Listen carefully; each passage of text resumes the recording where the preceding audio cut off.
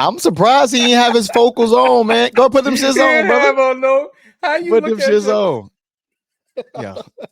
He did the eye look as if he had on the glasses. I just want to say, man, and you know, and I wish I had the opportunity to, you know, to fellowship with my brother over there.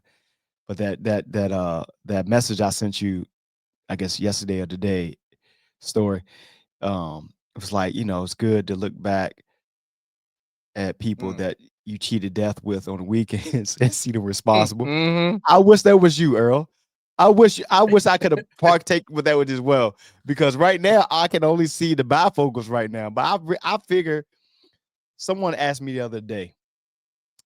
It was like, yo, who is the person in your crew that they are quick to crash out? Now, when it comes to me and my brothers, I know who it is. It's Cedric. He's the crash out person. It could be like, somebody could be like, oh man, I like the way your shoes look. He'd be like, bitch, what the fuck you mean? You like the way my shoes look? What? Why I'm supposed to wear shoes? That's Cedric. But then they asked me, it was like, yo, who's the person? I was like, no, I'm the last to crash out. Dave? It depends. But I'm like, who else in the crew would crash out first? And I thought about you, Earl. I feel like you would be the first person to crash out on some, because from our conversation over all these years, I feel like you will crash out first. I don't think it's me. I think it's Dave. Damn. I don't know. Maybe early in life. It's situational. But I feel like you'd be the quickest person to crash out on. Like you was crashing out on the Giants last week, and and that was, you know what? Let's just get this thing going. We got a whole pre-talk going. I'm not going to it, but this is what makes this show fun. It is, but yeah, you definitely gonna be the first one to crash out. Definitely. You're listening to the Hot Seed Podcast.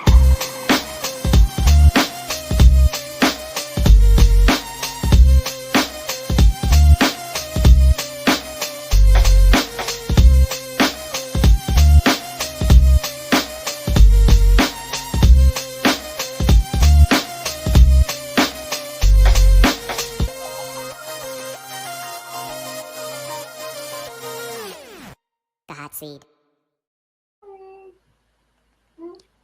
Welcome all. I'm Sean, along with my co-host Earl. What's up, co-host Dave. Co-host. That's all I'm gonna say.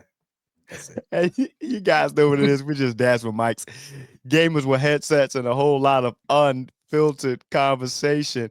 And as always, make sure you follow us on Instagram and Facebook at the Hot Seed Podcast. Be sure to listen, like, rate, review, and share on Apple Podcasts, Spotify Podcasts, or wherever you get your favorite shows. And make sure you subscribe and like on YouTube at the Hot Seed Podcast. And if you just new to the show, the Hot Seed Podcast, we are powered by W Energy.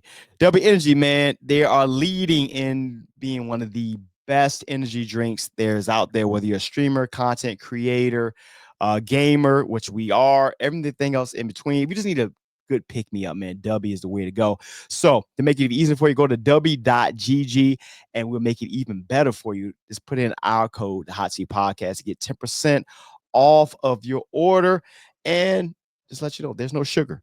So you can avoid the jitters, the crash, and everything else in between. W Energy, official partner of the Hot Seed Podcast. Episode 169, September 17th, 2025. It's a dreary ass day here in the DMV where I'm at, and probably where Dave's at too, and probably where the Northeast at what Master Earl is. But that being the case, gentlemen, how we doing? I like the fact I feel like I need to get glasses because I feel like I'm the odd man out, but I don't need them at all. I thought I didn't need them. I think I really need glasses.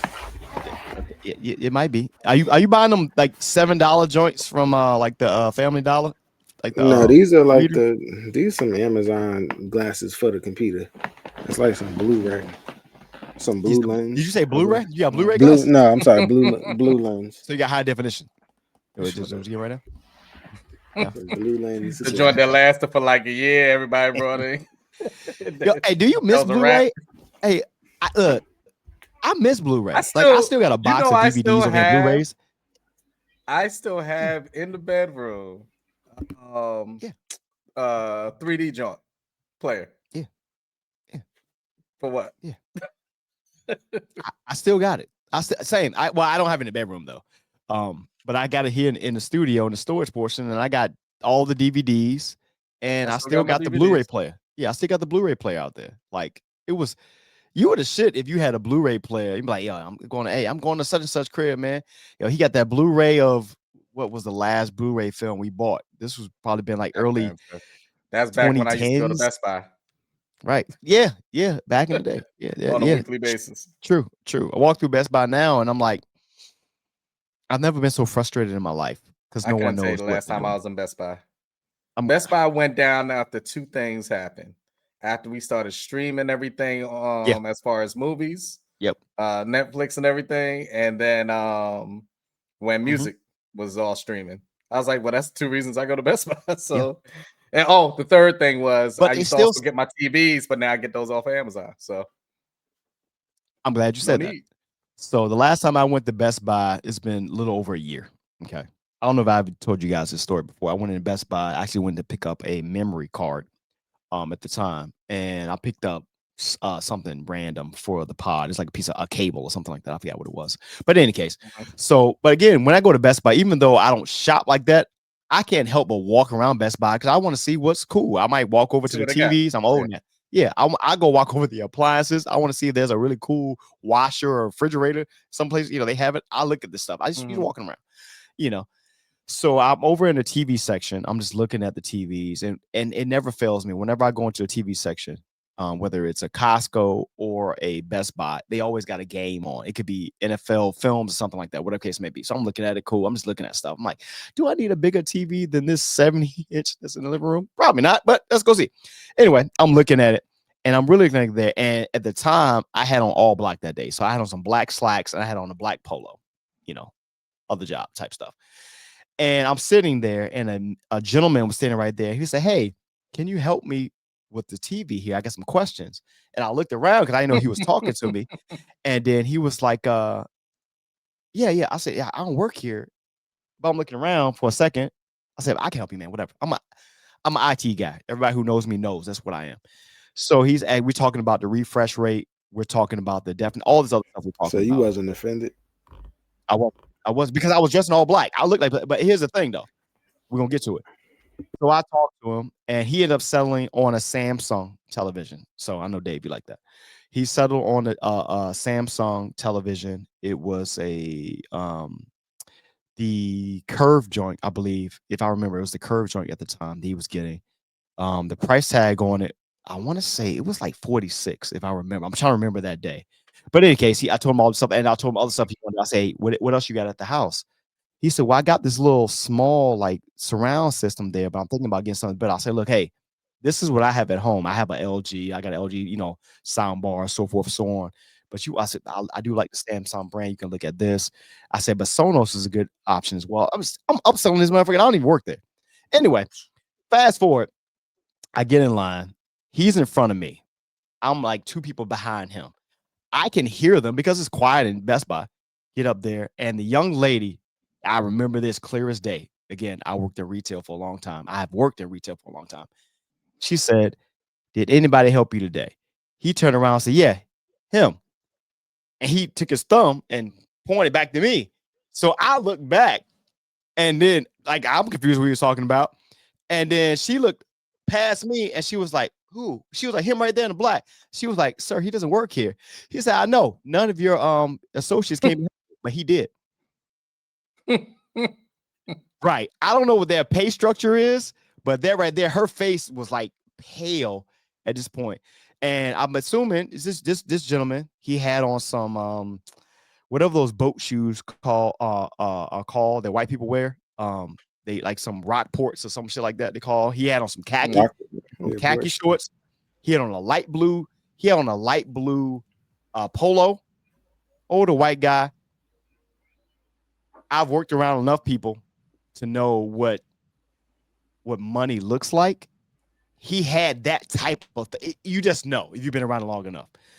But sure enough, he was like, yeah, if I can give the commission to him, if that's how you pay, I give it to him right there. It was the most interesting and embarrassing thing at the same time for Best Buy. But yeah, it's cool. I even helped him put the TV in his car, which is pretty cool. He was driving Subaru. You know what's crazy though, and I'm not even surprised by your story. I think we had this conversation before.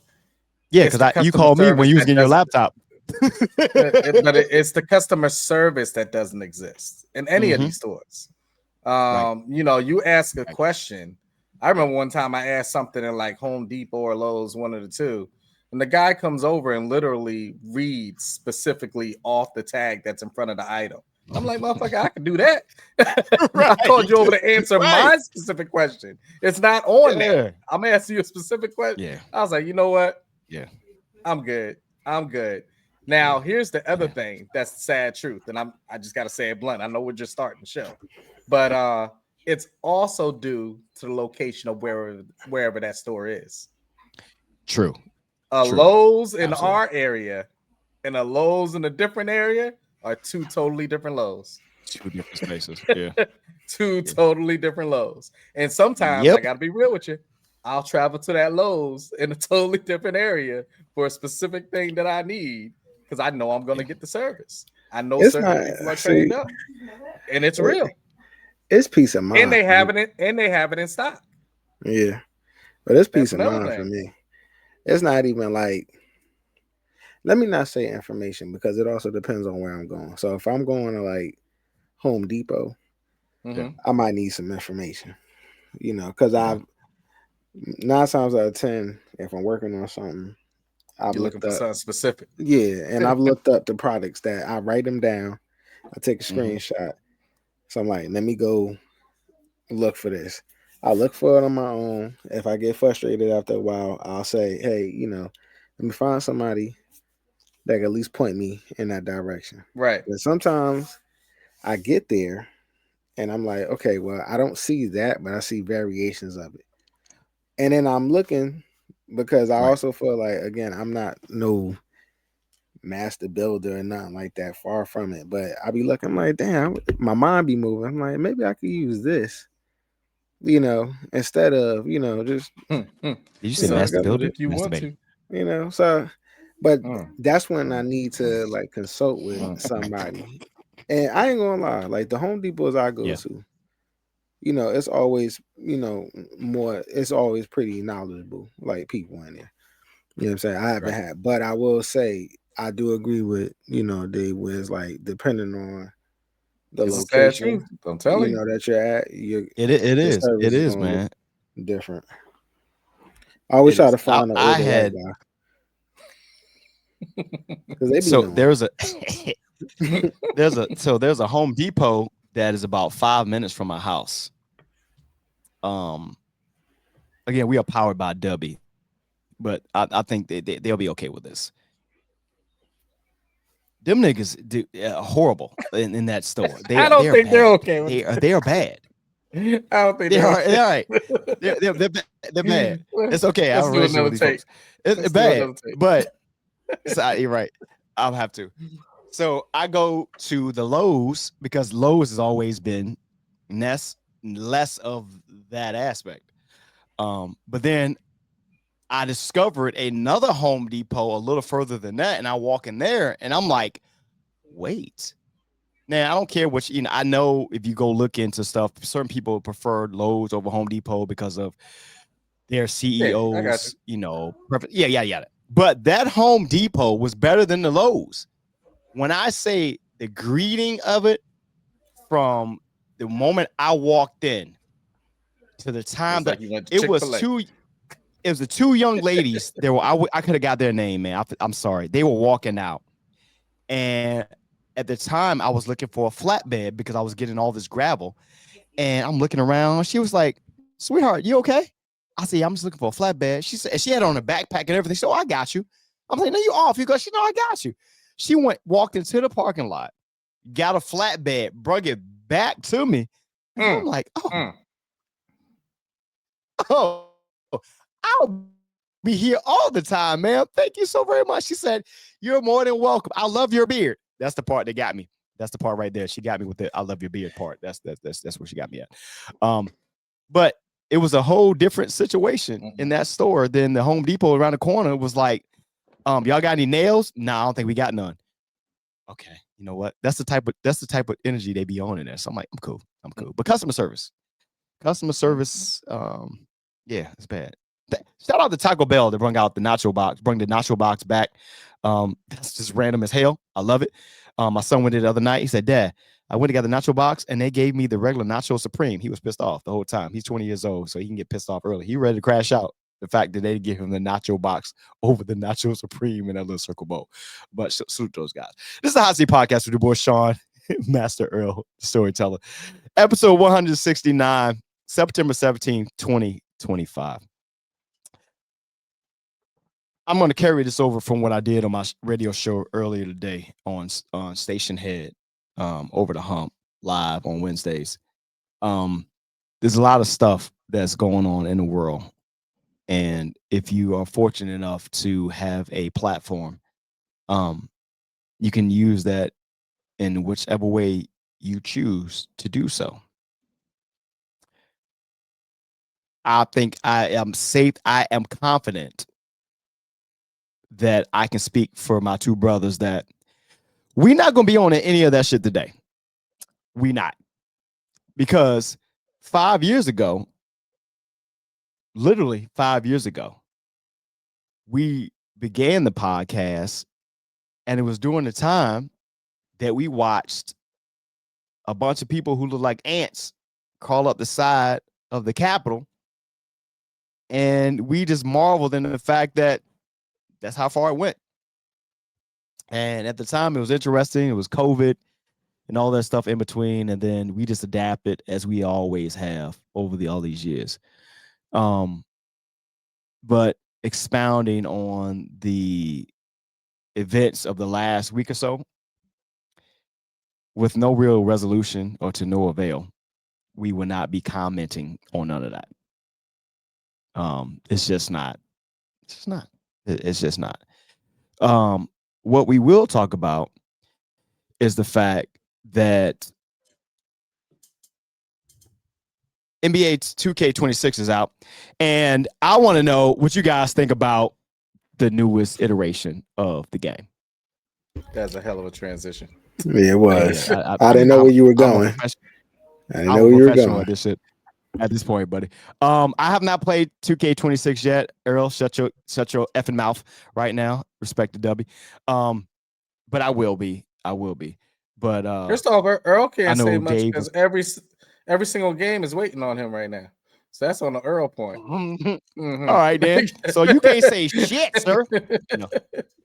Every single thing is waiting on Earl. What's the early review though? I've looked at a few things though. What's the early review on 2K26? So I can only speak on the My Player side. I actually haven't played a regular game on it yet. I jumped right into the My Career and kind of went from there. Right. The My Career is dope. Okay. I think it's what's the word? I think it's more authentic than I've seen it before. And what I mean by that is it's not even just like the look of it graphic wise. It's the play of it. It's the cutouts through the video of it.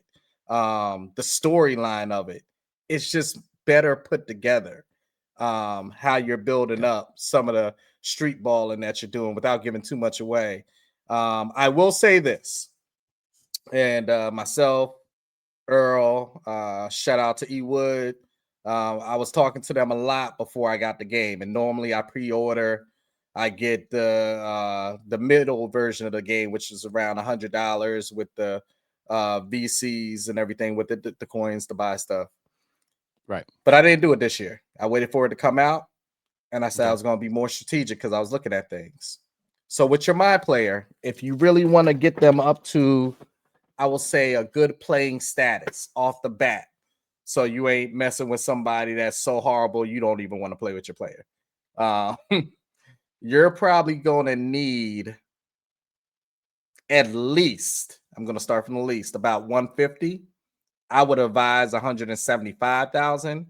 I did 200,000 coins on it, VCs on it.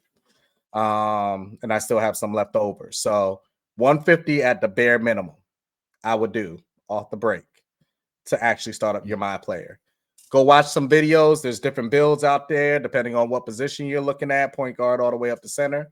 I did a small forward, 6'8", right around my height. Shut up. And the devil is a liar. Hey, cut it out. Cut it out. But he's real versatile, good guy. I named him Cam because I got the hair just like Cam on the joint for Cameron. So I like it so far. It's pretty cool. It's pretty cool. But I won't be able to give my review on the rest of it specifically. You know what we're going to talk about, which is the W side of it. I haven't touched any of that. Shout out to I don't know, I forget who the WNBA star was, and she said, I'm loosely quoting, that we're tired of being like a side play game or something like that. She said, let's get our own game. Yeah, that's what she said. We want our own game, or one of two things. Either you're going to give us the game, within that game that we need, or give us our own joint. I don't know how that's gonna work, but stay within 2K. I'm gonna say that. Right. I want to go the own game route. Right. Stay within 2K. Go ahead. Is it better than? I mean, I don't know how much you played, but is it better than the last one? My player wise, yes. I haven't, like I said, I haven't played the rest of it. Shooting much better.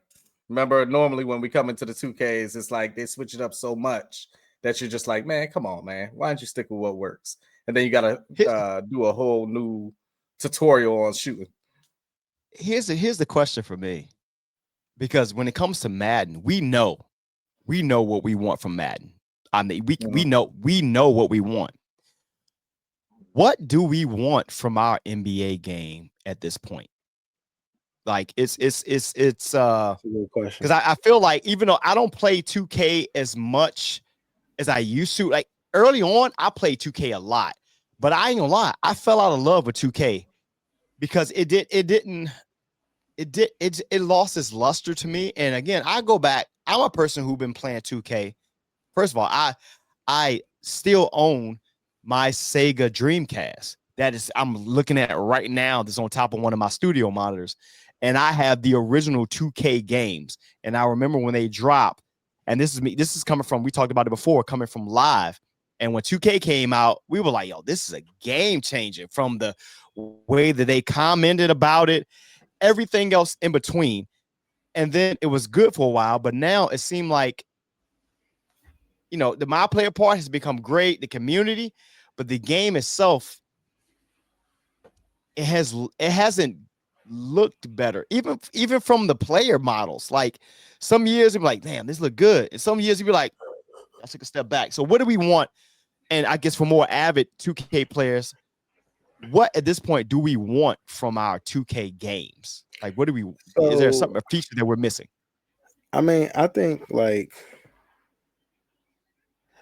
2K is moving in the Madden realm, and where they're getting comfortable, and really because they don't have a competitor. Gotcha. You know what I'm saying? So it was like before it was Live. You know what I'm saying? Because we was Live, right? Mm-hmm. Yeah. And then we transitioned. Actually, shout out to Mike, because Mike was the one late transition. Yeah, late transition. Yeah. Mike was the one that said, right. yo, y'all need to get on 2K. And I actually started playing 2K on Dreamcast. That's when I started liking 2K. But then he was like, no, it's 2K is where it's at. So, you've been so used to Live, you're like, nah, I can't. You know what I'm saying? I can't leave. Yeah. But then what happened, like the gameplay and the quality was just better. You know what I'm saying? And then Live got comfortable, and they was just like, well, because we have our brand and we have our base for so long that people just gonna be loyal to the soil. And it was like, no, because the product is trash. To the point Live got to a point where literally all they did was change the year. Yeah, that's it. And the person and they had all the licenses. That's the thing. EA and this live bad. EA Sports, they had all the licenses, so they was like, yeah, we can add all this other stuff. And then it was like, 2K said, hold my beer, and then they started grabbing all the licenses, and that's what makes it really a big thing. So I think that to answer the question, I think we're gonna get this same like just content product because there is nobody pushing the envelope, pushing them. You know what I'm saying? Yeah. And do like, you think that it may change? Let me ask you this, Earl. Do you think it may change once college basketball comes out the same way Madden changed? If college football came out. If college basketball comes out, yes, it's going to force the hand of the NBA because it's like now I get bored after a while, right? Playing with these players, right? Luckily, the way that we do it, it kind of keeps the energy loading going. Everybody Because even if they get old, we put in draft classes. Then they get old, we put in their draft class and start them back up. So it gives a renewed sense of energy. But with the college, you like it because one, you got mad teams that you can pick out of. You know what I'm saying? And if you went to school, you might say, hey, I want to play with my school and X, Y, and Z. And it's just more things that you can do. And if they put a storyline with it like they do with football, and add some of those things in there like the NIL and all that stuff, that's fun. You know what I'm saying? So it's like, and two, the graphics, right? The graphics are, they're on par with what games are right now, right? But again, they don't have anybody pushing the envelope. You know what I'm saying? It's no comparative variable there to help push the envelope. So, and I think perfect example. When NCAA came out, and y'all correct me if I'm wrong, you can see the noticeable difference in the graphics. Yep. You know what I'm saying? It was like, it's more bright, colorful. The sound. The sound, the gameplay, it was faster. All that. Everything was noticeable. Madden saw that and said, oh, snap. Okay, now, if we don't get this together, then we're going to lose out. And this is a game that people have been asking for a minute. Yeah. And people were to the point that I will buy NCAA and not buy Madden. And not buy Madden. You know what I'm saying? Now it's like, okay, because NCAA, and I feel like college is always going to be in demand. So they just got to make sure that they got to make sure that they stay up to the par. Because I could say Madden finally, they got it together to the point where I would say it was reversed. So when 26 NCAA came out and 26 Madden came out, I'm going to give it to Madden. Madden's gameplay is better. Madden's graphics is better. You know what I'm saying? And that's how it should be. But it was sad that, and that's just my opinion, it was sad that you needed another entity to come in here. You know what I'm saying? To say, hey, listen. And there's still more stuff that they can do. If they stop playing around and let you go ahead and take your player and import them into the Madden, then we'll be good. But to your point there, Earl, competition breeds quality. I joked about this the other day. CVS builds a store right across the street. Walgreens is like, we popping up. There you go. Competition breeds quality. 2K for me, the thing for me is, and it's something I think we all can agree on, and we probably do this more than most. The off season and the franchise stuff is what intrigues us the most.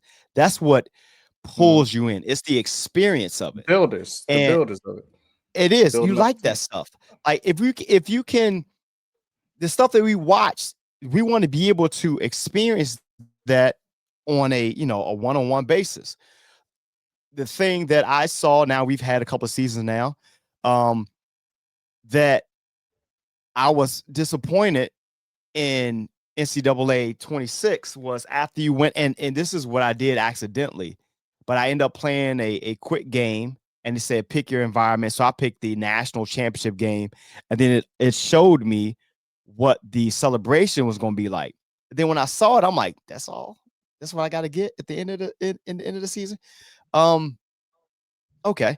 So like in the NBA part, the NBA season has become boring. We all know this. But the off season is exciting. So you need to, I feel like with all the AI and stuff we had up there, we need to have that energy around the big blockbuster trades and stuff like that. The stuff that's capable. Some of the stuff we had years ago, if y'all remember, they did the same thing around Madden and it went away. I think it was ahead of its time. And then when you're doing the draft, you get to do the draft, and it's like a ho hum, whatever. Think about what we talk about when we watch the draft, what the players wear, the analysis, stuff like that. All that stuff is capable. Now that does make the game more expensive, but shit, we're already paying $120 for the VCs. So let me go on that real quick, because this is one thing. I know we were on 2K, but let's just say all the new games in general, sports wise. Right. One thing I have liked that NCAA is doing, and hopefully all these other games start doing, are these updates. Yeah. Now, I'm not talking about no little update where, just this gets added, or it says it fixed up some type of catch that you're never going to see. I'm talking about, we went in there, what were we hyped off of the other day? That they loaded up new songs for the bands. Something that simple got me so hyped. We're sitting up there talking. I was like, wait. Are they playing? And I noticed it. I noticed the difference in some of the commentary that got updated. Exactly.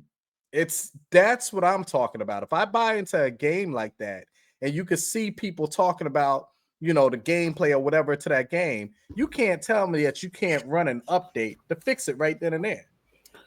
Yeah, I'll be fine with paying my money towards a game that I know throughout the year it's going to be updated to the quality of where it needs to be. I don't have to wait till the next season of the game. Right.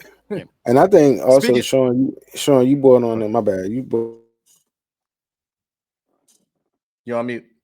I think another reason, my bad, Sean, you brought up a good point. I think another reason why the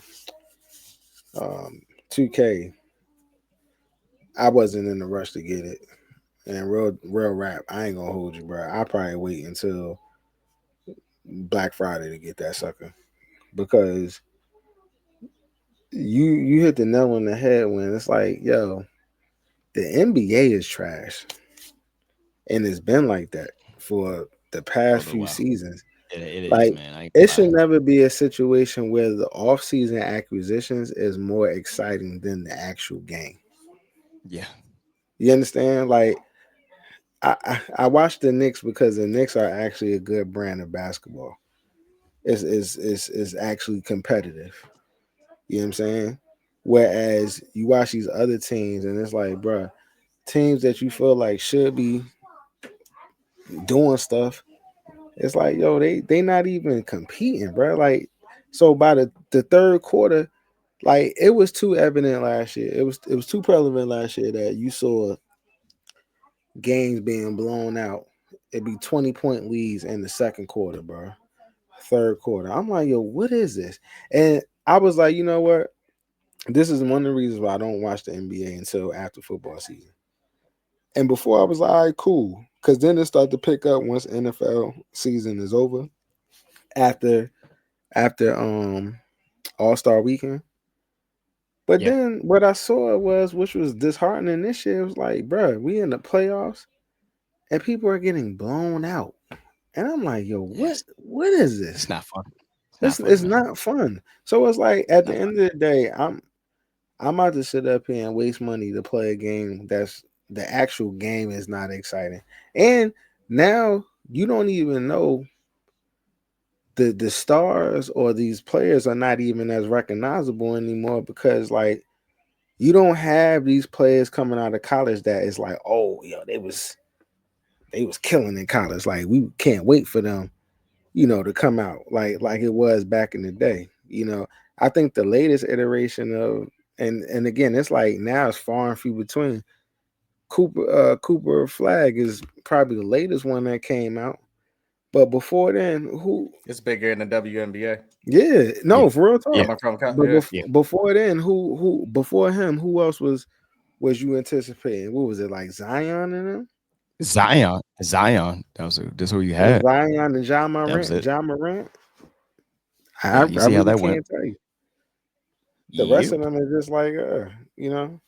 And then I could say maybe the kid from Rutgers, and that's only because I followed them. But it's like other than that, nah, I'm not gonna. But the fact that you said the kid from Rutgers, that just let me know right then. Like that's biased because, like I said, I followed him, so yeah. But he was a lottery pick, so yeah, it's not.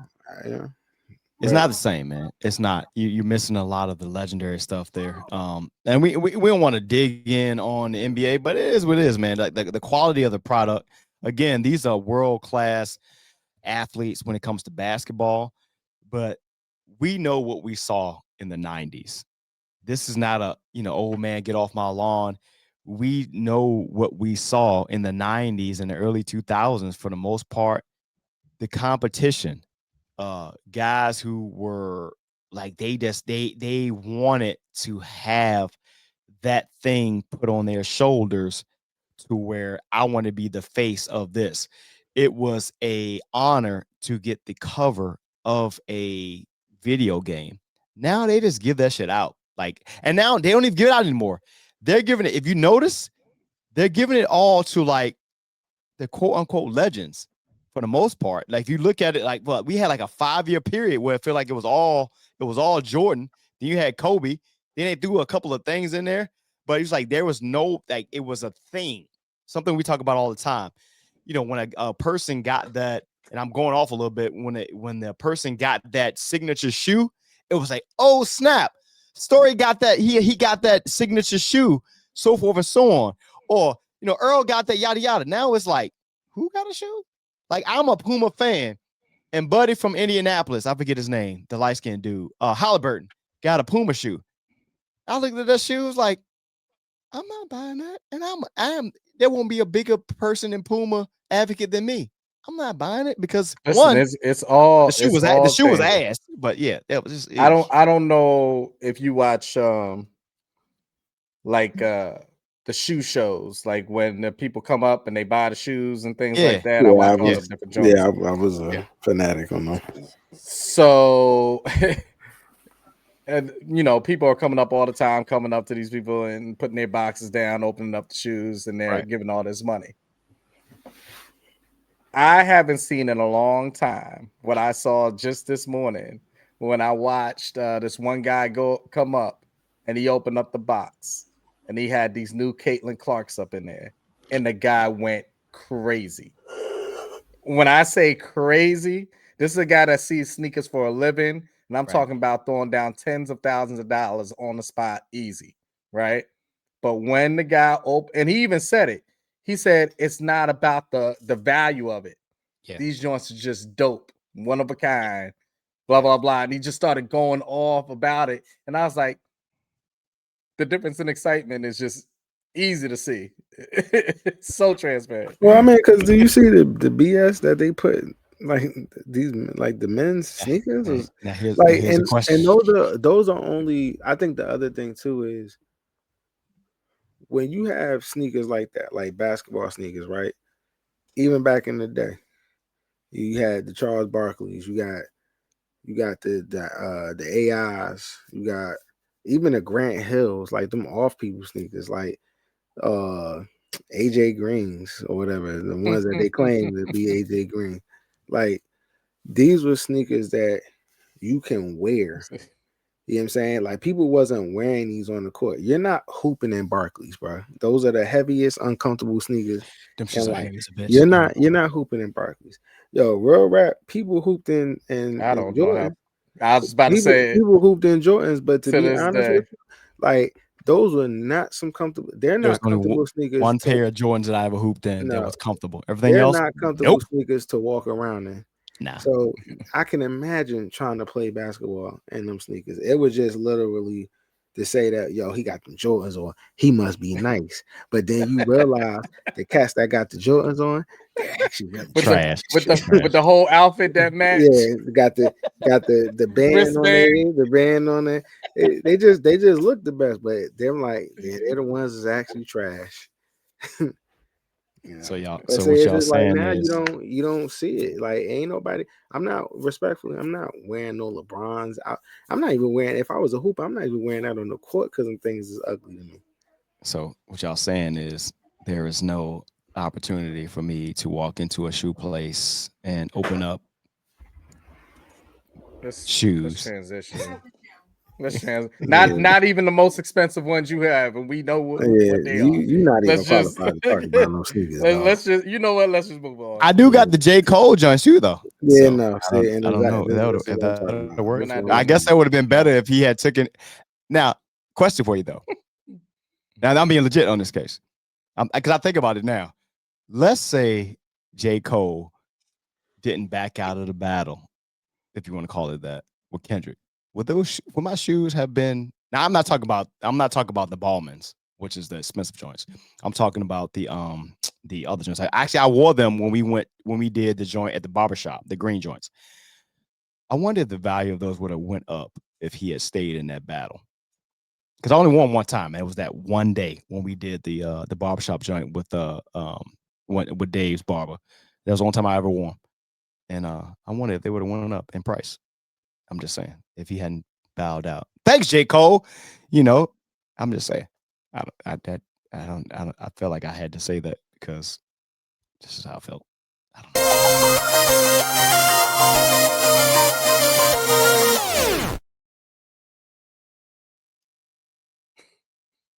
This is a Hot Seat Podcast with your boy Sean, Master Earl, the storyteller, man.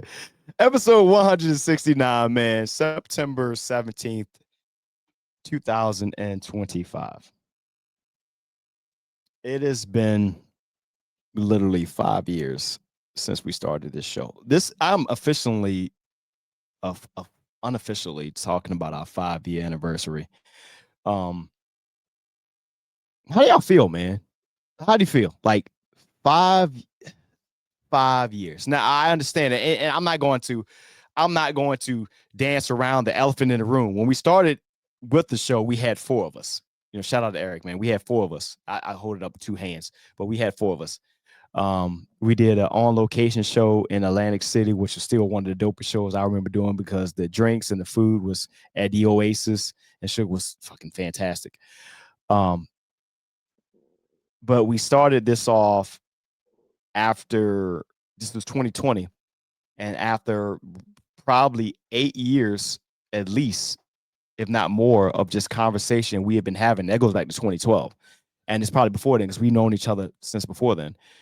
8 years of just regular conversation we've always had over this Xbox Live chat of just regular stuff. We all had kids, seen our kids grow up. A couple of them graduated, like my 2 had added more kids and everything else in between.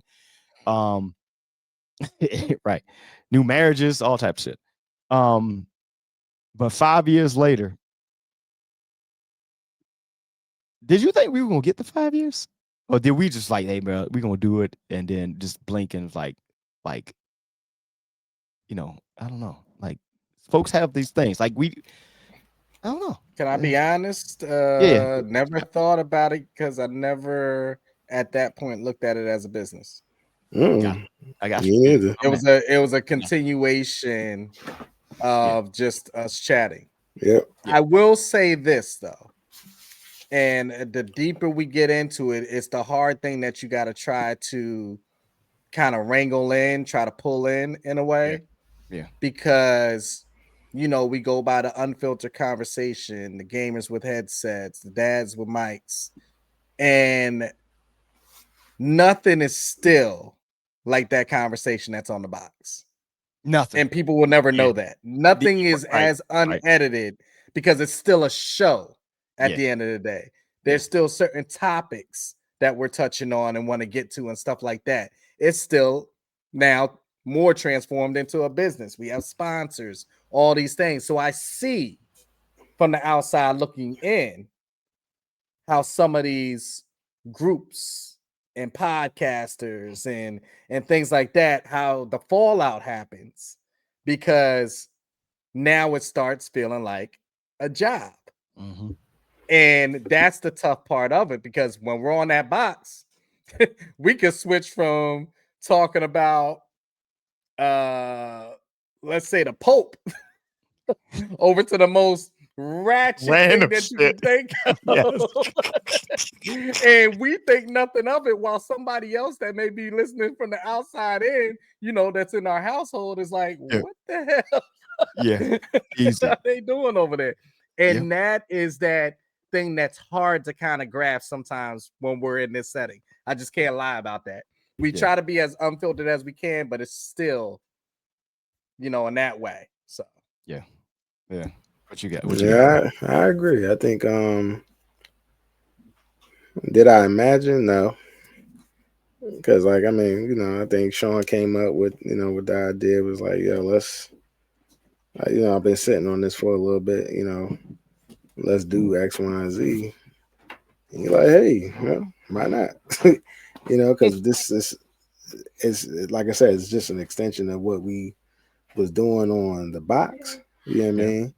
But it's funny though, because it's like I tell people like, yo, I gotta, we got a podcast. I'm like, yo, word, yo, send me the link. And then you think about like, damn, we really been doing this for 5 years. 5 years, bro. We got like September 100 and September something. 10th, September 11th was our first episode. And I'm like, I know a few people that have started podcasts, like not this year, like a little bit after us, a little bit before us, who are no longer doing it because it was like, it takes a lot, and shout out to Sean, like it takes a lot to do this every week, you know what I'm saying? And not even just the recording, like I don't think people understand, like literally after we record, Sean is editing, then working on like the promotion, stuff like that. So, and then you doing all of this while still dealing with everyday life stuff. He's still a dad. He's still a husband. You know what I'm saying? He got a job. Like, so it is, it is very, very hard, to do this and to be consistent in doing this for 5 years. So like, I say shout out to Sean for, he was the one that lighted the spark, but then also like, this thing, you see, Dad's with mics. Love it. I love it. I love But it. this thing, full transparent, this thing doesn't go if Sean.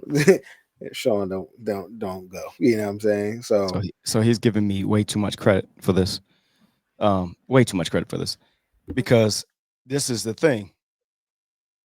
It's easy for that because I'm doing the technical stuff. The thing for me is I am appreciative of the brothers who are doing something that, to Dave's point, doesn't feel like a job. We do it because we enjoy doing it. Because this is the way I look at it. And this is just me, my own analytical brain, me being involved in the music industry, numbers and stuff like that. So I'm always measuring. I'm like, man, the ego part of me is I know that we are so much better than XYZ. That's the way I always see things. And that's because I'm always trying to find out bigger ways to do things.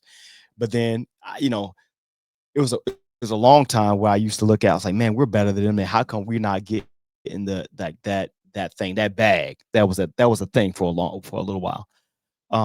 Because it was, COVID and stuff like that. And this goes back to music. When Storyteller and I was creating music, and I felt like, man, we're so far and away ahead of everybody else, but we just weren't getting we didn't have that same type of thing. But then you find over the years that, man, you find something that you're passionate about. And then when you get those messages from folks that say, hey, y'all ain't drop a pod this week. Those are the ones where it's like, oh, what I'm doing can't be measured in monetary. One of the folks who would hold us accountable, not me, hold us accountable. My brother, my youngest brother. When we took our breaks, he was like, hey, man. This is literally, hey, what the fuck y'all doing? Y'all ain't did a pod for like 6 weeks now. And what happened is he would work, Cedric will work like his job. He would work 3 to 11. So he's awake. So what he would do is after he would get off, he'd go home. He said, man, I go chilling. I go sit in the car or whatever. He might smoke his trees or whatever you say. He literally say, he said, man, I just listen to the pod. That's what he said. And then he would say, add to that is, he said, it's other cats that I support that had a podcast. I would try to support them, but they were inconsistent. But I knew I can always come back. And Earl was going to say, this is literally what he said. Earl was always going to say something that's going to have me cracking up. Or Dave was going to give me game about something. And he said, I look forward to that each and every week. That right there let me know it's like, shit, man, that like we can't let those fans, I don't care how many with the numbers, like, so that's one of those things now. And then when I'm looking at the stats, because I'm always looking at trying to help us grow. And then I know the difference in between bots and between dedicated listeners when I'm looking at, okay, we got the US, cool. But then we got consistently from the day we started recording in 2020, 5 years, we got a consistent listener base in the UK, in Australia, in oh man, I'm sorry guys, I'm in Greece, and it's consistent. It's consistent week after week. And now the technology it translates our conversation to whatever it may be. So that's pretty dope for us to see. So, but again, it's not me. Like the opportunity, I know some days these guys might be like, man, I ain't trying to do a pod tonight, whatever. And two, sometimes it might be like, they might get tired of me because I might give a take that both of them gonna gang up with me, be like, oh, this dude tripping. I don't like his take at all. Like, you don't give the Cam Newton take all the time. But I'm gonna say, but that's what makes it so good. And it is always something different. And then, just growing and then having the partnerships that we're doing and All Black everything, and us taking our individual relationships and bringing in guests that no one else in the independent space that is funded like we are has. Like we've had the top of the top type guests on our pod. And that's saying I salute to you guys for doing it. And then at the end of the day, we're stand-up brothers. We can give you insight on being dads, being husbands, being businessmen, being video gamers. I mean, you hear the parenting and the husband shit in the background. Like it don't get no realer than that. Like you tell me a podcast where you hear a child in the background. You tell me a podcast where the host disappears, where one of the co-hosts disappears like every second because he keeps leaning back in that screen.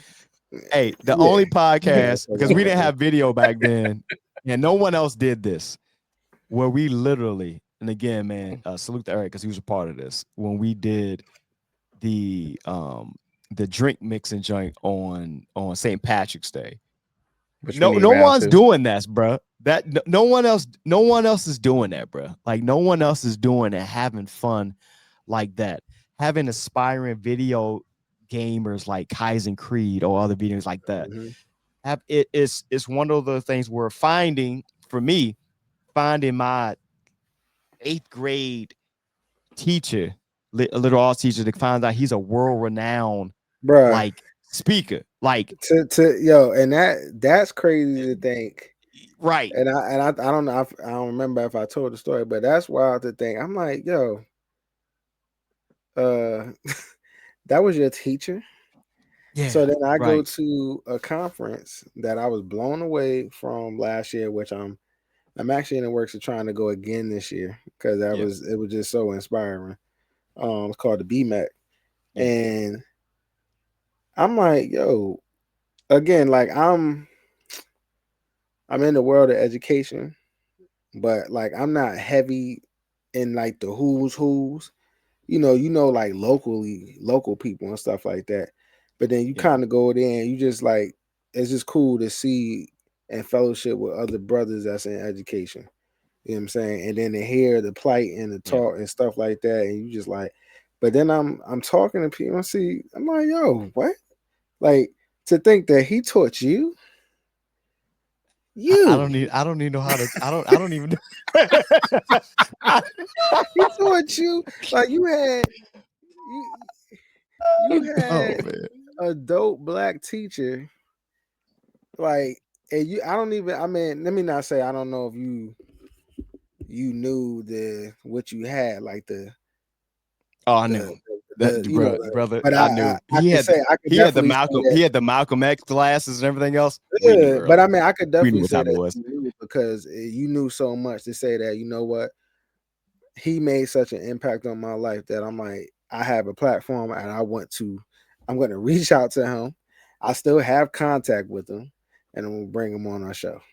So hey, man, but he's dope. Just from that part, bringing in the real estate aspect to credit to Story, man. Like when we do, and we got more coming. We haven't done it in a few episodes, but when we have a real estate corner, so many people have reached out to me. It was like, man, like I appreciate y'all, giving us that information. They like that. Like, we ain't selling you nothing. We just letting you know what time it is. Like at the end of the day, but it's so. There is, like, we talk about our OGs, right? Our OGs have so much knowledge, and for us, all three of us, I can confidently say that we have taken knowledge from them and used it, and now we're not OG status yet, but we're sharing that same knowledge. Well, yeah, because I ain't gonna lie, I was at the gas station the other day. A gentleman said, black brother said, "Hey, what's going?" He said, "What's going on, man?" Good morning. He said, "Oh shit." He looked past. Oh my bad, you are OG status, man. Appreciate you, brother. I'm like, thanks. I think, but it was like that knowledge piece that we give the folks. Once we get past the comedy, we get past all the serious stuff. When we get down, breaking down stuff about life, whether we're talking about real estate, where we're talking about mental health, we're talking about education, all the stuff in between, and it tied it all together. And we just some regular ass dudes. But see that OG comes from the knowledge stuff. Yes. It doesn't come from the age, because I can tell you people that older than me that I ain't going to no type of information. Who you telling? But I'll go to a younger cat and get schooled and educated on some things. And it's real because it's all about life and life experiences. And also on the sense of knowledge is only as strong as, you using it and sharing it. And that's what a lot of people don't realize. Like a lot of people can get all this knowledge, they don't use it. And then if they do and they excel, they don't share it. They're stingy with it. I be telling my son, like, yo, it's funny, we all got sons. It's funny to sit back and actually observe your child. Cause then you laugh. Sometimes, we can get mad at our kids, especially boys. They'll take us there. You know what I'm saying? But sometimes you sit back and you laugh because you just saw what you did when you was younger. You know what I'm saying? Like, so sometimes you sit back and laugh like, oh shit. Yeah, I used to do that. You know what I'm saying? So I be telling him all the time, like, hey, yo, bro, like, I know you. You don't realize this, but I know you because you were me. You know what I'm saying? I used to do this same stuff. I say, yo, bro, you're not smarter than me. But I always say, you're not smarter than me. Not yet. You know what I'm saying? Because one day you will be. And I say, you're not slicker than me yet. You know why? Because not because you're not intelligent. It's just because you ain't got enough life. You know what I'm saying? I've been around the block a little bit. You know what I mean? I've been here longer. So, and that's what comes with experience. But I said one day. I'll say, I think Dave, he's froze for a second. Yeah. Another thing, the other side to that is, and as Dave comes back, the cool thing about doing this show, and you may have already experienced it because he's gotten older. I know I've definitely experienced it, and I'm pretty sure Story has experienced it as well when he comes back.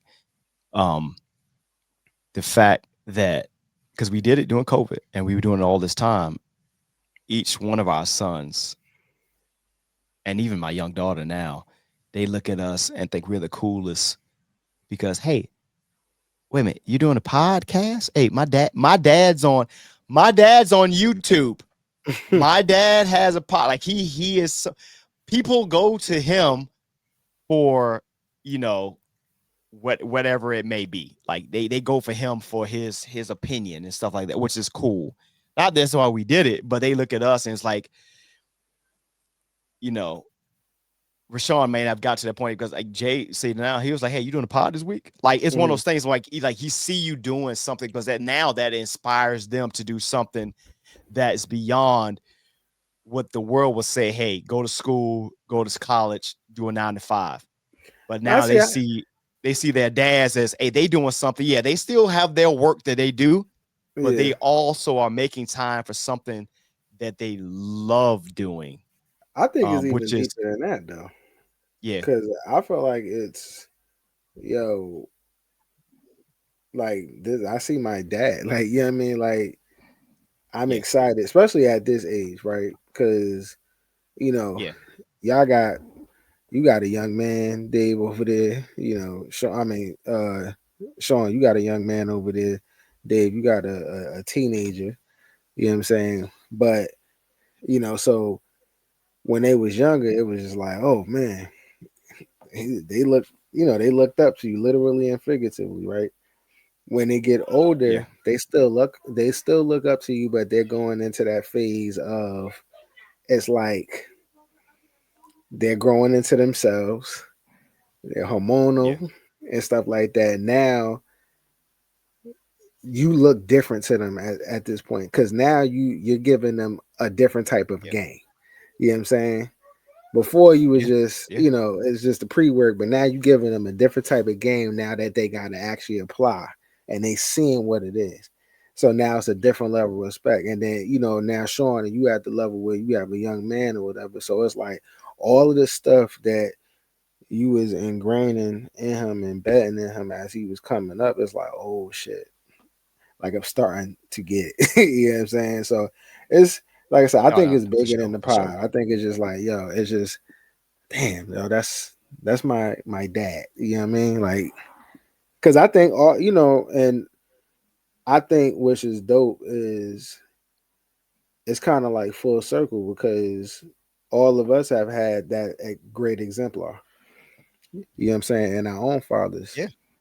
So I think what I'm proud about all of us, like, fuck this podcast. What I'm proud about all of us is the fact that we are, but not like that. Yeah, I'm sorry. What I'm proud about all of us is the fact that but I know that we are embodying, carrying out what our fathers instilled in us, and most importantly, we've transferred it over to our children. You know what I'm saying? So, I love it. Great way to transition this other thing, man. How did we get here? How did we get here? This is how we got here. If you guys notice, you talking about something and imparting something onto your son and kids and everything else. If you notice what my attire is today, you know what time it is. Batman Day 2025 is this Saturday. Oh Jesus! Let me go on. September 20th, and it's not that bad, Earl. It's okay. Batman Day is an annual event organized by DC Entertainment to celebrate and promote Batman. So the first Batman Day was back in 2014. And it was a date selected by DC Comics and Warner Brothers at the time. And so now it typically happens every third Saturday. So depending on where you go, whether you go, whether I know there's films that drop, comic book shops, everything else in between, is you know me by now, guys. It's a really cool day to just celebrate one of the greatest comic book heroes ever created. At the time, Bob Kane and all those guys. I'm not gonna ask opinions because Earl gonna be like, I don't read Batman at all. But I just want to point that out that it is, Batman Day 2025, and we do have a new Batman game coming out very, very, very shortly. And I will say that the fact that Colin Farrell did not win a Emmy for his lead role in The Penguin, I don't understand how, because they got nominated for like 24 Emmys. Now, his quick supporting question. actress, the lead actress, she did get lead actress support role, but he didn't get nothing. But yeah, whatever. Go ahead. All right, so y'all know I'm ignorant when it comes to comics and all that shit, right? All right. Now you good. I just never understood, right? What was, and Sean, I think you probably best can, explain this. What is the allure about Batman? I think for me, like, Batman never hit because he wasn't never relatable to me. And he wasn't something that I wanted to be. Yeah. I felt like with the other superheroes, because they had like these mystical powers, it was like you can identify with certain people. Maybe you can identify where you want to be Hulk because Hulk was strong. Hulk get mad, like, don't let me go Hulk smash and shit like that. Or like, Superman, I want to fly, shit like that, things in that nature. But with Batman, it was like, yo, you was just rich, bro. You had money and you had resources you had the best of the best to make all of these gidgy gadgets or whatever to make you this. I mean, he was the most realistic one out of all of them, like just in terms of transition to real life, and but he ain't appealed to me because it was like this motherfucker was rich, had resources and shit like that. And then he said, "Yo, I'm a rich man with all this money, man. Fuck it, let me go fight crime." It's like, hey, that shit wasn't relatable to me. I don't know, yo. Hey, Dave, you want to answer before I answer this question? Nope. No? Okay. No, Dave's an asshole, yo. Fucking ass.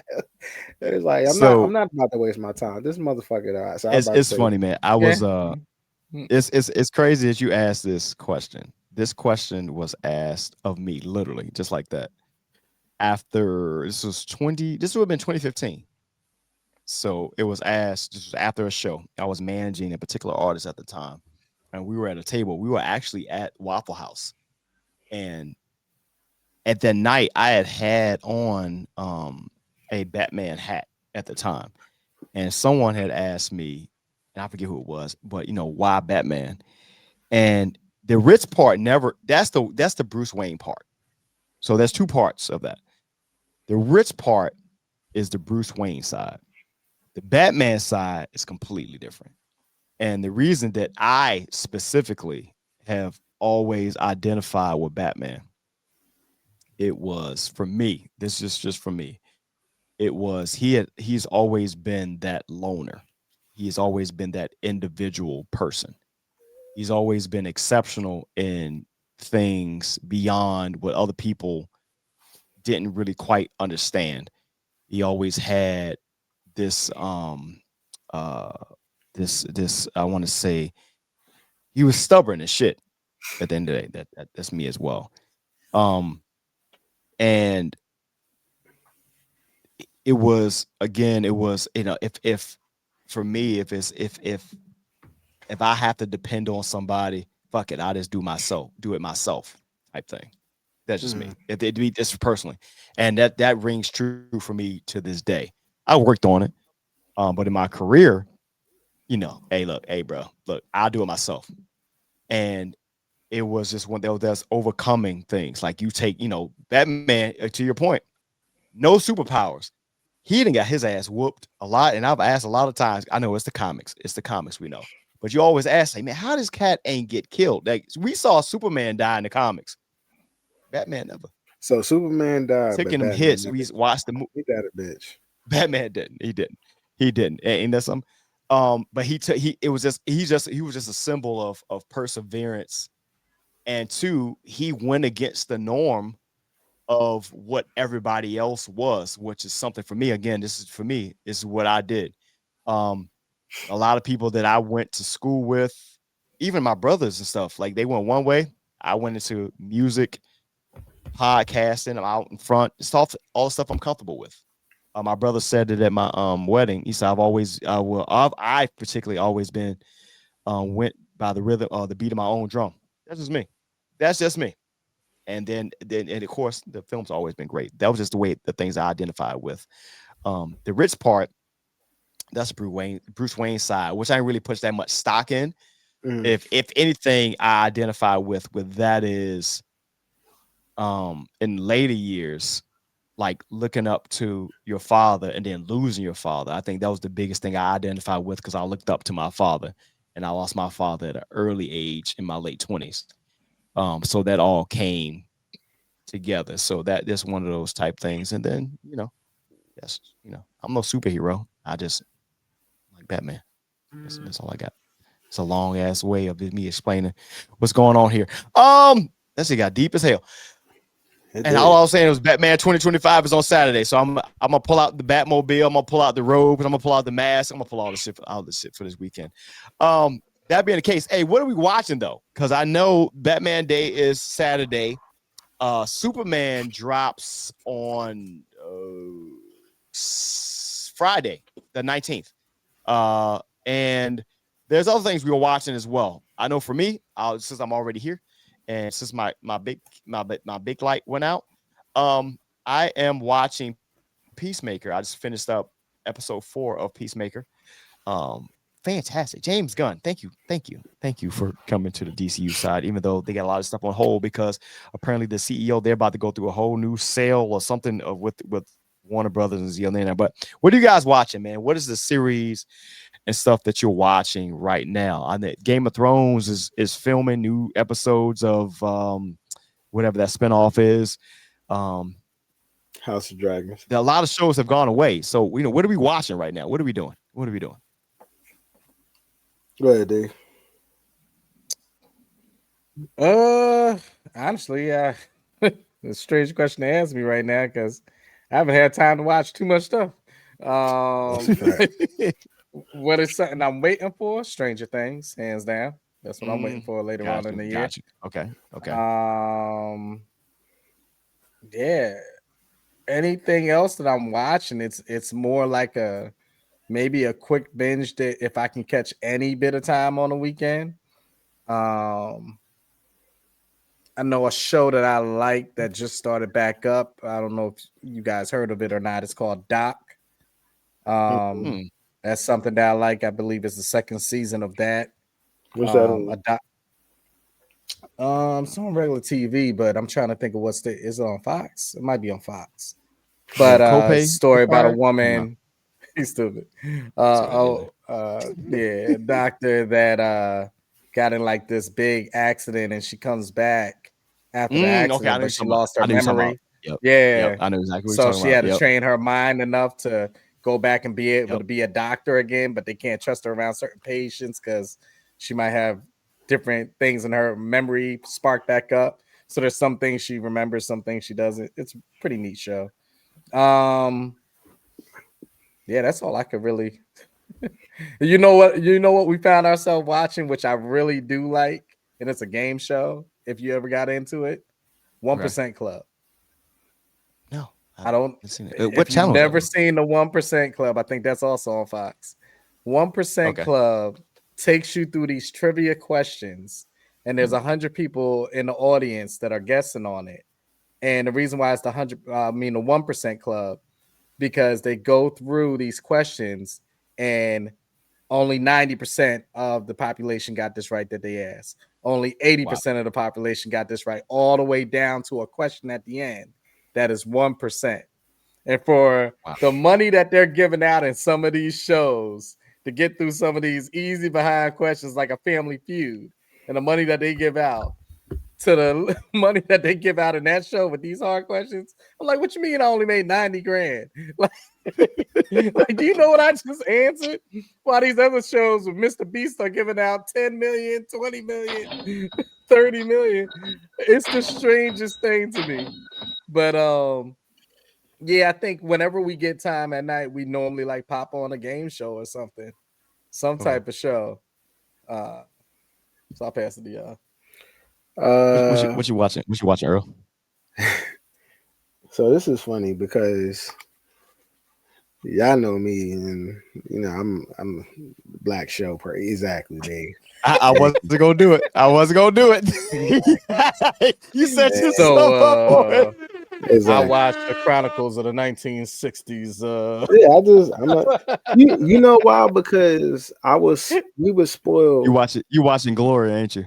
Nah, I don't know. That's depressing though. Nah. I'm just saying, like, we were spoiled, you know, in the 90s or whatever, in the 80s, you know, and even arguably maybe the early 2000s, where it was a litany of black shows on. Like, it was, you could just true. No, it's true. You know what I'm saying? It was pick of the litter. You know what I mean? Like, you could just turn on different networks. You had a lineup. On Friday nights, you know what I'm saying, on ABC, even though it was the bubblegum shows, you know, you had Family Matters, you had what's the other one? Hang with Mr. Cooper and all this stuff. And they'll never get back to that, bro. That type of lineup. Yeah, you know, and that was a good line. Then UPN had like a little run for a minute. Fox had a run. I remember back in like the early 90s, it was Living Color. Then Martin came out, Living Single. You know what I'm saying? Then what's the show with New York Undercover? You know, so it was like you had a lineup of different stuff or whatever, you know. So now it's like, and I was just talking to my coach, I'm like, yo, you don't see it as much now. You know, you got to go to either I'm going to BET or Bounce or TV1 and I'm watching reruns of old black shows, you know, or, you know, you see these Tyler Perry shows, which, you know, respect, you know, no disrespect, but some of them is just not my judge, you know. But I do like House of Pain. Some people are like, yo, it's stupid, but I'm like, you know, even though the acting ain't the greatest, but I'm like, for whatever reason, I like it, you know. Then I find myself looking at Assisted Living or Meet the Browns, but it ain't the same. And then I was watching, I'm sorry, you said the acting ain't that good. Go back and watch an episode of He-Man. I watched that the other day, the original joint. We was watching that as kids.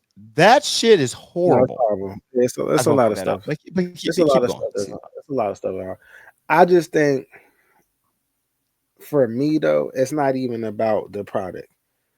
It's just about it's something about me seeing people that look like me on TV. Yeah, you know what I'm saying, and that's why I keep watching. You know what I'm saying, but I watch mostly reruns. I am waiting for the House of Dragons to come back out. I'm gonna rewatch season 1 so I can just catch back up on it. And outside of that, I watch The Office, and every now and again I check Netflix. How you feel about the new show coming? So I just heard about that. During a football game. And I think that the only people that I see that was on there before was Oscar, and I think it's 1 or 2 other people. I got to go back and check. For those of you that don't know, I guess fun fact, that show. It's the same makers of the Office. The problem is though, The Office is like, I love that dry comedy, right? Yeah. Because that's why I love Larry David's Curb Your Enthusiasm. Curb Your Enthusiasm. Larry is me. That's a great show. Larry is me. You know what I'm saying? And you can't tell me that ain't Larry in real life. Larry is me. Matter of fact, I'm gonna watch that tonight after I play these games. Shout out to the old Gary Shandling show. But go ahead. But I hated. I could not stand Seinfeld. That shit was corny. And people be like looking at me like, "How do you like Curb Your Enthusiasm, but you don't like Seinfeld?" I said, "It's because it ain't had Larry David in it. He wrote it, but it ain't have Larry David because Larry is me." But yeah, I don't know yet because certain people carried that show. Like Michael carried that show. Dwight carried that show. You know, Stanley. You know, they had other people in there, and I don't know. I mean, I'm gonna give it a shot because if they take the same formula, I'm pretty sure that the characters are gonna mimic or have some isms of these people. You know what I'm saying? So I'm gonna definitely check it out. But yo, thank you for reminding me because I'm gonna look that up. Fun fact about that new show, The Paper. So The Paper, Melvin Gregg, the Melvin Gregg, the light-skinned brother up there with the goatee. I don't know if y'all was seeing there. You've seen him in different things on there. He's probably seen him in a lot of small things on there. That's Natasha's high school. She went high school friend. They're from high school. Oh, for real? Melvin, I've seen him in a lot of different things there. So he's on the show. So big ups to him there. Getting like I think that's probably his first big major role, like that big thing. Like he's had different things on there, but that's like the that one. Means you need to like make that happen. Big thing. Don't tell us now. I'm always thinking. I'm always thinking you. So it's pretty cool, man, to see that. So yeah, man, I agree with you in this case. In a lot of cases, there, Earl's like there's so much more to watch than a lot of reruns of that there, and we will never have that lineup that we had of those black shows, just shows in general. Like it's. I'm about to say shows in general. Yeah, it is one. Like right now, like I said, I am, I'm on the a lot. The comic book world, hate it or love it, has taken over a lot of the streaming and viewing space. Like I've been watching all the streaming stuff from MCU to DC, to the DC aspect. Again, Peacemaker has been great. They got Lanterns is about to drop. A lot of this stuff that I'm watching right now, but I will say something I'm looking forward to. October 23rd is on Amazon Prime. They're doing a documentary or whatever on Allen Iverson, hometown for me. So close that I say is when I say close, one, that I know him personally, and two, when we lived in Stewart Gardens in Newport News, we live on 1369 Roanoke Avenue. Chuck, Allen Iverson, they lived on 913 Garden Drive.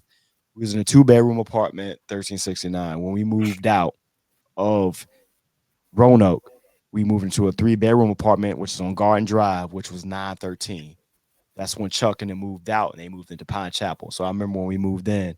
So a lot of my friends was like, "Yo, y'all moved in Chuck in them old apartment," and the bedroom that me and my brother shared, at the top of our door, he had stenciled his initials at the top. It was in red, and that was there for my entire childhood, which is dope. So whenever I seen him, always big ups. But it's cool to see. I don't know if there's any other story that could be told about one Allen Iverson. I really don't. Outside of Michael Jordan, I don't think there's another player in my lifetime that has impacted the game, the basketball game culture, that was Allen Iverson. Shit, he gave us NBA 2K. He was on the cover of the original NBA 2K, 2K1, 2K2. The Allen original. Iverson is the reason why. Allen Iverson, probably, if you had to say who is the top 10 most influential basketball players, Allen Iverson is just he's all top around. 5, actually. Top 5. Yeah. I would arguably put him in top 5 because if you think about it, but he's absolutely top 10. You think about it, it's like he was the one that changed the dress code. Right? They changed dress code because of him. Yeah, you used to have to wear. Matter of fact, yeah, because he would come in and he ain't putting on that, like he being himself. Yeah. You know what I'm saying? And it switched because back in the 90s, in the 80s, well, back in the 90s, you was wearing these big behind Steve Harvey suits. You know what I'm saying? Yeah. And then when Michael Jordans. Yeah, Michael Jordans with the oversized joint, like they 20-something years old looking like 40-year-old men. You know what I'm saying?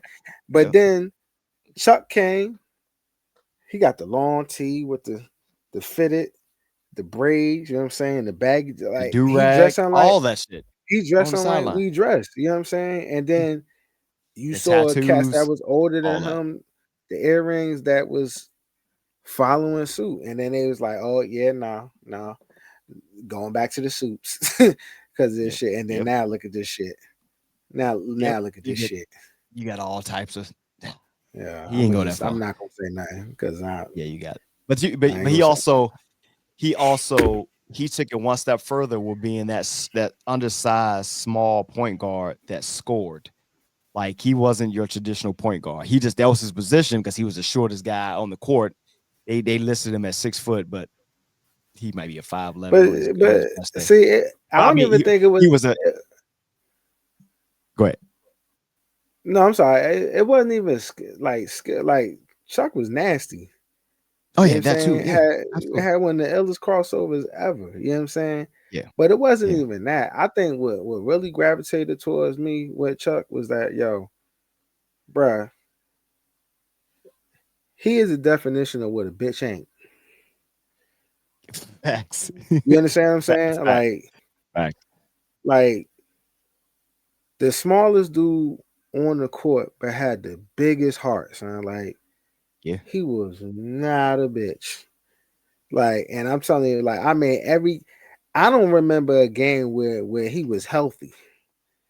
Like, he always had some type of ailment. Yeah, he was driving to the cup and asked the Lakers, asked Tyronn Lue. Sorry, I apologize, sir. Some type of ailment, but you would never know because he played like shit. It was his last, and he did not care, bro. That series in the finals against the Lakers, bro, he put the 76ers on his back, literally. You know what Chuck was? And I'm gonna equate this to hip hop before we move on. Chuck was Pusha T of the NBA. He won't at the forefront because you had the Kobe's and all those guys in front of him, but Chuck wasn't the one that you really wanted to fuck with. No, I'm saying he was the one that you didn't want to fuck with, but he was legit. Like in hip hop, it's not a Pusha great T. Analogy. How is that not a great analogy? Because everybody don't follow. That's more of a regional. Yeah, everybody don't follow Pusha, so to know that. I mean, we do, but Oh, man just performed at the Vatican. Yeah, he did. Yeah, that's a whole different situation. Yeah. Right. Yeah. I don't know what you want to say about that, buddy. No, that was dope. Yeah. Before we get out here, we got one last thing. Let's get into some not so breaking news. We can't leave here with some not so breaking news, and you guys are absolutely breaking news. Not so breaking news. Not so breaking news.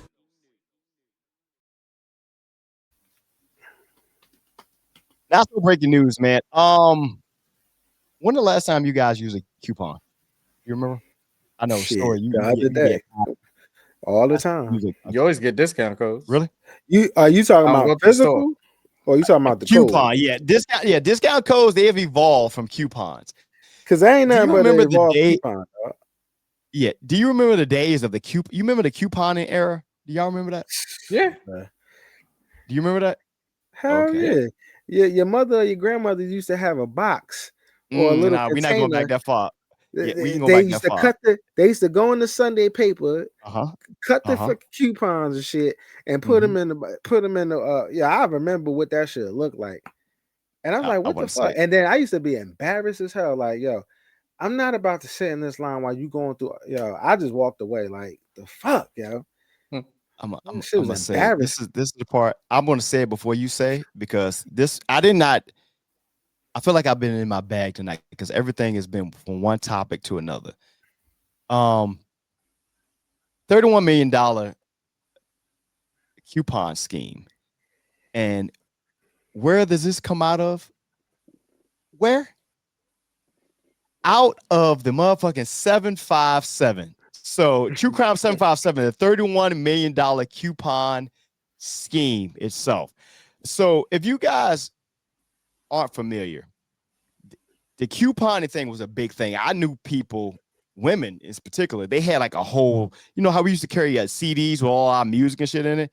It was women that I knew that had a whole little joint. They had all their coupons in it. They would go in and have $300 worth of groceries or whatever and pay $15 for it. Word up. Well, as of 2 weeks ago, 5 women plead guilty to $31 million coupon scheme based in Virginia Beach, Virginia. Okay.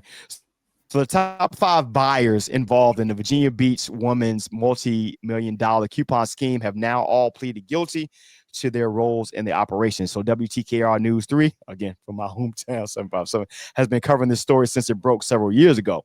So in 2021, the young lady that I just put up on the screen, Lori Ann Talons, and her husband were indicted and locked up for running a $31 million coupon scheme from their Virginia Beach home.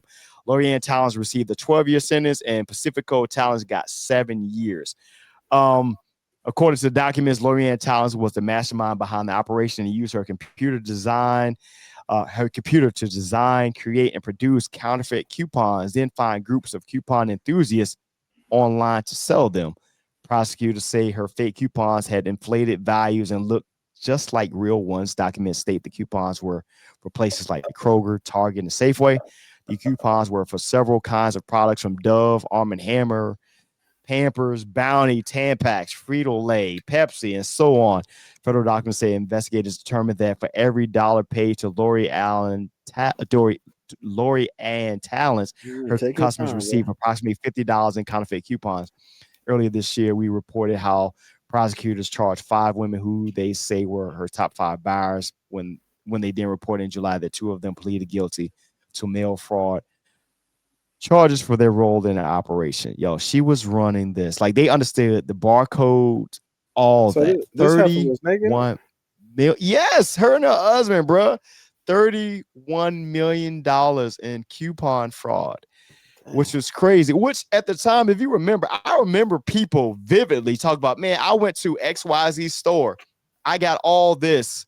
I got 6 containers of whatever, a Tide detergent for $12. Yo, Tide is one of the most expensive detergents out there. Even I knew it was like, this can't be right.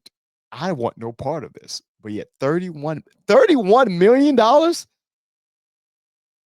Bruh. Y'all got anything on this? Shit, 31 million. I don't speak on the fact of the hustle where the man catches you.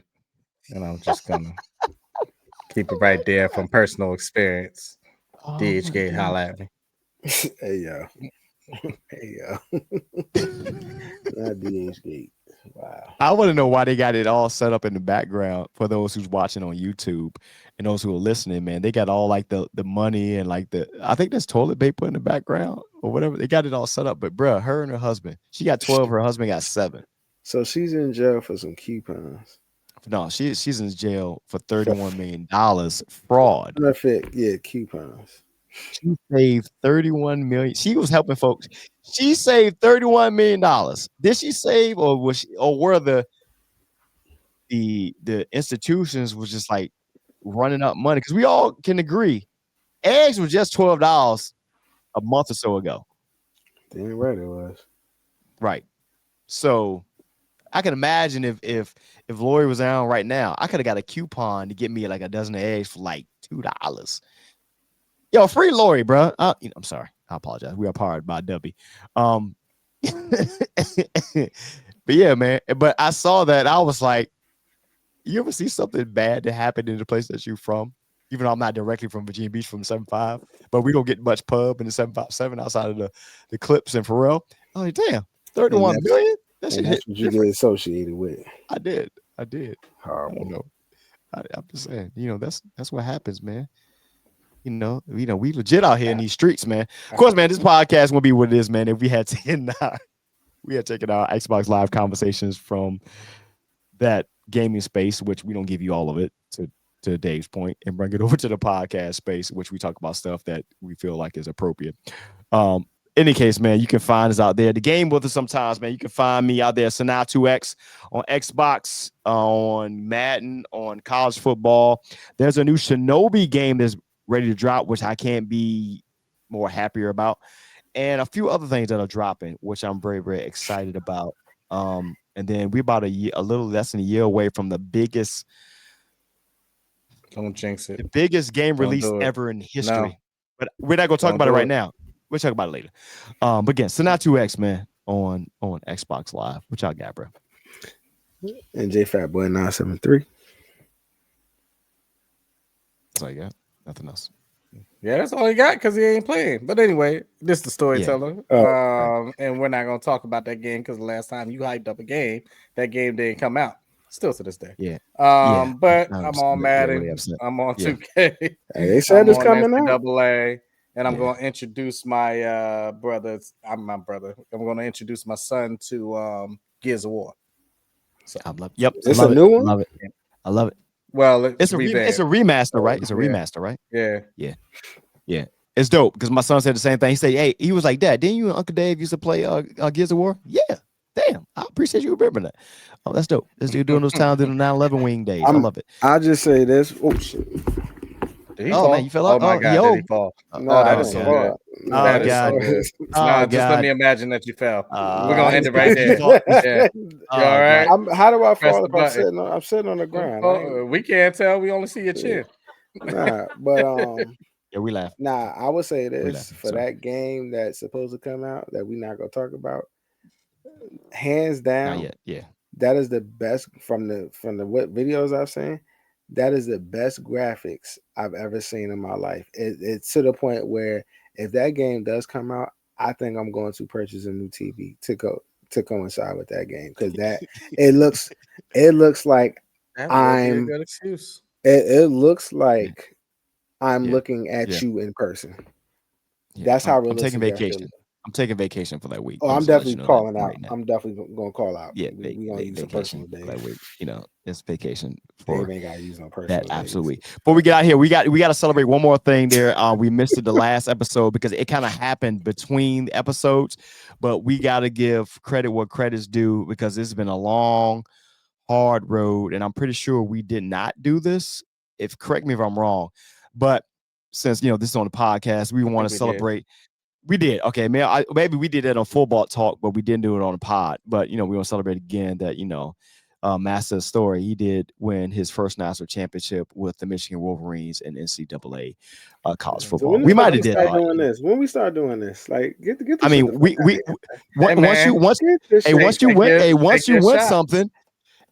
you win something, you get celebration too. I'm saying win something. That's all I'm saying. Okay, first of all, I've won. Win something.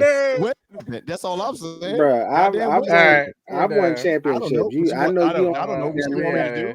You only win. You can win a game here and there, but you want championship. Shout out to Eastern Michigan out this bitch. I'm saying, though. You don't do that. Yeah, I'm saying. You can tell the people that you didn't start there. You had to end up there because that's the only job you can get. It's not where you start; it's where you finish. That's all I'm saying. Every year you get demoted somewhere. Girl about to get fired from Auburn. That's all I know. I ain't. No, I ain't. Yeah. I was ranked. I'm ranked, buddy. I mean, yeah. And didn't you just accuse the Miami Hurricanes of playing ranked teams and it ain't really matter? So it matters that you ranked. I need you to finish. I ain't got time for this. Don't we play today? Don't we got a game? We should. You can get it. Anyway, man, I'll just mess with you guys. Hey, man. This guy, he about to go to sleep. Again, man, I want to y'all may not have one, but I want to I'm going to do this. I'm going to salute my brothers for 5 years. You just wanted the reason that happened here. This is I took this out the special bottle. I took this out the blue label, so that's the $250 bottle. My brothers right here for hanging in with me for the last 5 years of doing the Hot Seed podcast.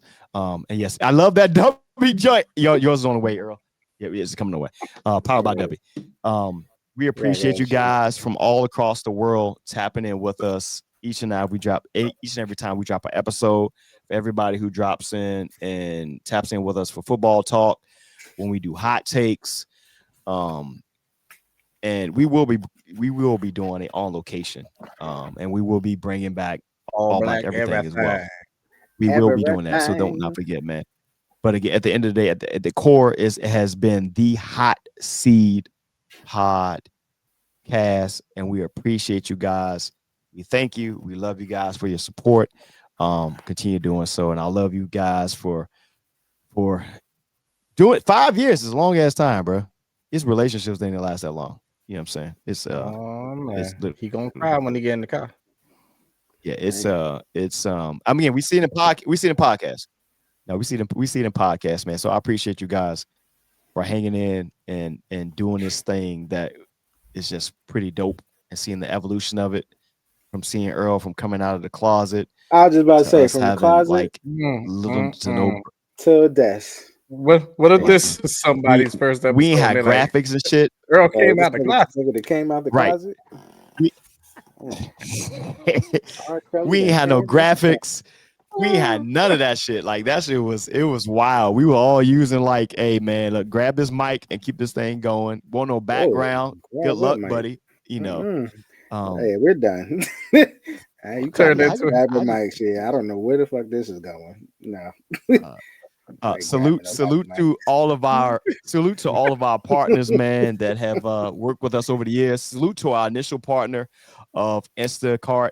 Instacart's a little different now because everybody's at home.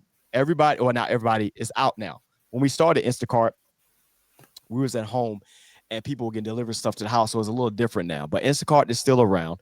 And of course, you can go to the link in the show notes. And if you want to get a free delivery on your first order over $35 or more, go ahead and follow the link in the show notes and let them know the Hot Seat Podcast presents you, because Instacart is still a thing. It's just a little different. My connection? No, I guess it did. But hey, whatever. So salute to everybody who has supported us. We do have I will have an update on our merch. Our new merch is coming out. I found a different vendor for our tees and our polos, which is going to be pretty dope. We will have some more hot takes coming back in the future because we got some new stuff that's coming out as well. Yeah, I need to get a Hot Seat bowling shirt. Again, man, salute to the Hot Seat Podcast, man. Appreciate you guys. Been just still sticking around with Earl and his bullshit. But that's all I got. Y'all ready? Yeah. Get out of here. It's the Hot Seat, bro. We out.